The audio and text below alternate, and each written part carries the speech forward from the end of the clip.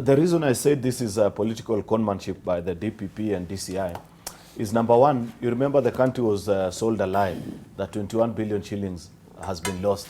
Therefore, when yesterday DPP Nurdin Haji called out a press conference to give an update on these investigations into the Kimwarer and Arror issue, I excitedly switched on my TV and I was looking forward to hearing from him telling us that for sure he has eventually confirmed that as a country we are short of 21 billion Kenya shillings, and we have been able to do investigations. We have traced it to the bank accounts of Boni Halwale, Aaron Cheruiyot, Otiende Amolo, or whoever particular, because it follows common sense that if you allege that X amount of money has been stolen, by the time that you come back to report and say, I've concluded my investigation, at least, at the very least, over and above telling us how the money was looted and everything, is to at least tell us where the money is.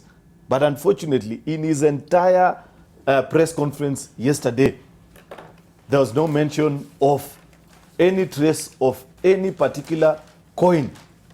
Instead, the story has now metamorphosed into an issue of you did not follow procurement rule. We are now discussing regulations that were flouted, which is okay. But the problem is, as somebody has rightfully asked, when you tell us as a country that 21 billion shillings has been stolen from you, then eventually you return. Read the charges, Dibal, of all these suspects. You have done the story yourselves on The Nation.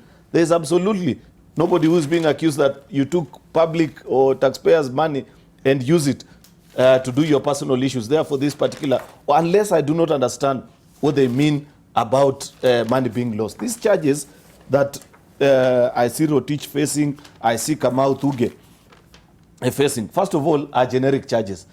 They are generic because in every corruption case that has been taken to court, and Otiende Omolo, you will need to check this and confirm later on, each and everyone is charged with this same 4 or 5 officers, or engaging in a project without a plan. Of course, you end up asking, how then did the money find itself into a budget? Because how government works is that you've got to budget, then after budgeting, you appropriate. Therefore, when you say that there was no prior planning, you may need to explain to us in detail. Some of them are even more absurd. Like this lady who's a PS for tourism and wildlife. At that time, she was in regional development. She's being accused of engaging in a project without prior planning and conspiracy to defraud. By the time this project was being planned and executed, she was still, she had not joined government. This project was done in 2014. She joined government in late 2018. Therefore, there are critical questions which, unless DPP Nurdin Haji comes clear about it, then in my mind, I cannot change the position that either he is a fraudster or completely daft to be able to try and sell us this kind of a lie. For example, Dibal, there are 2 or 3 critical questions that I want to ask Nurdin. Question number 1, what I know, and I say this as a senator because I follow government programs so strictly and keenly, is that there are over 100 projects that have been done by this same administration in the last 7 years of its existence that have followed exactly the same process that Kimwarer and Arror followed. This engineer, procure, construct plus financing model. And this is the same process that has been followed. For him to come back and single out Kimwarer and Arror, he has to tell us what is this that is specifically wrong about this project that is not right with the 99 other projects. We have done the same process for Thiba Dam, from Mwache, for Zima Dam.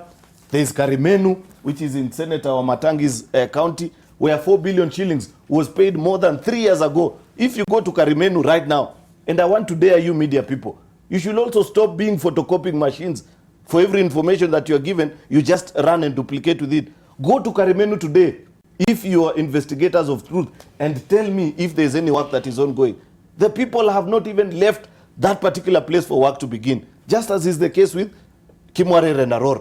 But the problem is, somebody feels that they do not want to do Kimwarer and Arror, therefore the only thing that they can do is to bastardize the project. They feel that the people of Elgeyo Marakwet, do not deserve this particular project and they want to kill it.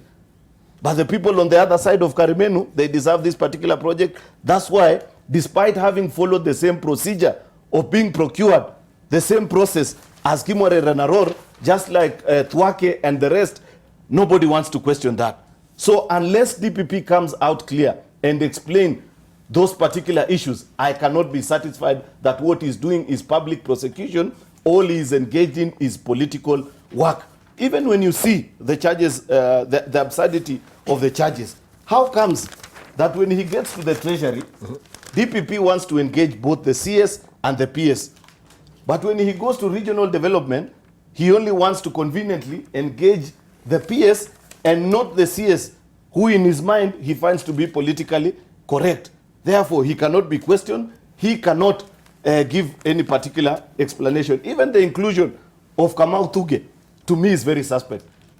In my opinion, Kamau Thuge was only included because of the noise that we made on this particular panel the day that people went to record statements. For your information, Dibal, as of now, even as Kamau Thuge sits at Muthaiga police station, he has not recorded even a single statement.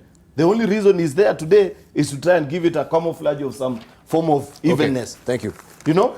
Right. So, yes, unless we get these kind of issues properly addressed, DPP Nurdin Haji does not pass the test of time of being a neutral investigator. Thank you. To me, he is doing political work. He is not independent as is expected to him. And to demonstrate that DPP Nurdin Haji is not independent, I want to challenge you, Nurdin Haji. For the last 1 year plus, that file on Ruaraka land case has been lying idle on your desk. Please prosecute it so that we know you're independent. I tell you, he will not, because he waits for a phone call, then he does this kind of a thing.